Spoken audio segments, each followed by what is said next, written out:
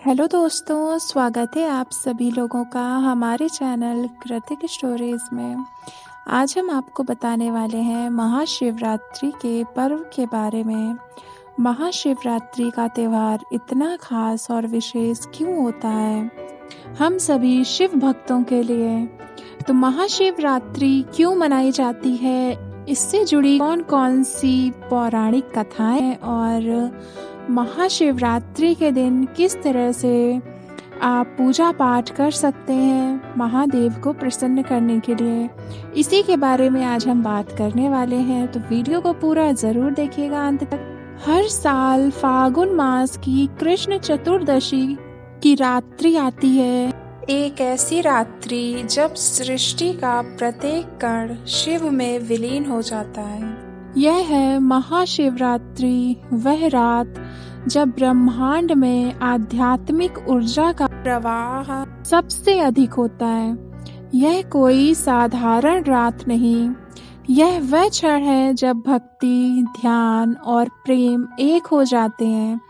कहा जाता है जो इस रात शिव का स्मरण करता है उसके जीवन का अंधकार मिट जाता है। शिवरात्रि के दिन शिव पार्वती का मिलन हुआ था। बहुत समय पहले देवी सती ने अपने पिता दक्ष के अपमान से आहत होकर अग्नि में प्रवेश कर लिया था। भगवान शिव सती की मृत्यु से व्याकुल हो गए। उन्होंने सब कुछ त्याग दिया और समाधि में चले गए। फिर देवी सती ने जन्म लिया पार्वती के रूप में। हिमालय और मैना की पुत्री बनकर पार्वती को बचपन से ही शिव से अगाध प्रेम था। उन्होंने कठोर तप किया, वर्षों तक केवल जल फिर हवा पर जीवित रहीं। उनकी भक्ति, प्रेम और समर्पण से प्रसन्न होकर शिव ने उनकी तपस्या स्वीकार की और फागुन की उसी कृष्ण चतुर्दशी की रात दोनों का विवाह हुआ। देवता, गंधर्व, ऋषि सभी उस दिव्य विवाह के साक्षी बने।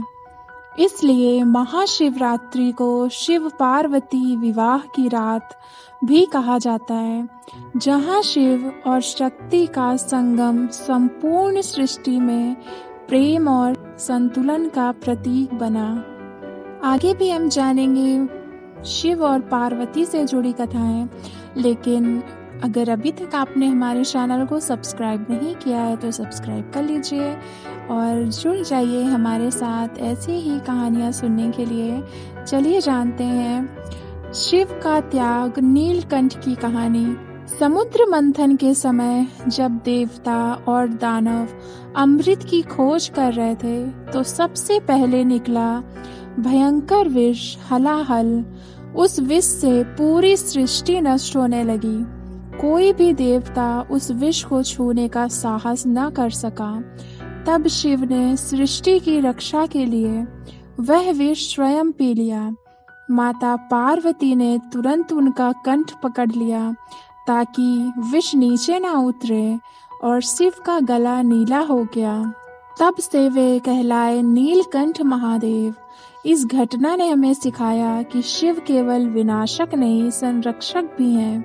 वे वह हैं जो दूसरों के दुख को अपने अंदर समा लेते हैं। महाशिवरात्रि से जुड़ी एक अन्य कथा भी है, शिव का ज्योतिर्लिंग रूप। एक बार ब्रह्मा और विष्णु में विवाद हुआ, सबसे महान कौन है। तभी उनके बीच प्रकट हुई एक अनंत ज्योति, एक ऐसा प्रकाश स्तंभ जिसका ना कोई आरंभ था ना अंत। वह था भगवान शिव का लिंग रूप। दोनों ने उसका अंत ढूंढने की कोशिश की पर असफल रहे। तब शिव प्रकट हुए और कहा, मैं ही सृष्टि का आदि हूँ और अनंत भी। उस रात्रि को कहा गया महाशिवरात्रि, यानी वह रात जब शिव अपने अनंत स्वरूप में प्रकट हुए। महाशिवरात्रि इतनी विशेष क्यों मानी जाती है? इस दिन पृथ्वी का झुकाव ऐसा होता है कि हमारे शरीर की ऊर्जा ऊपर की ओर बहती है। इसलिए ध्यान, उपवास और जागरण आत्मा को उन्नत करते हैं। यह वह रात है जब मनुष्य से महायोगी बनने का अवसर मिलता है।